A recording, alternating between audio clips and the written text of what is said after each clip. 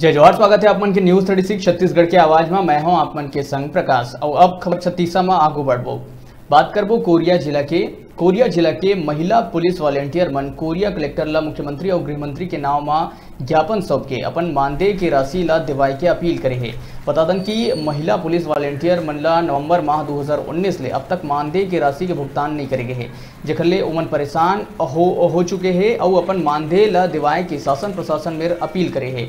महिला police volunteer मन बताइन कि 8 महीना ले उमन ला मानदेय नहीं मिले है, जेखर ले उमन ला कई कठिनाई के सामना करना पड़त है।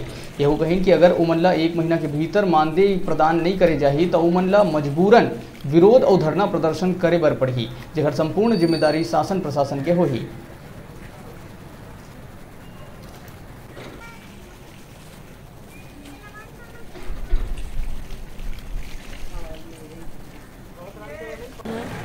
हम लोग नवंबर से काम कर रहे हैं, हम लोगों का पेमेंट नहीं मिला है।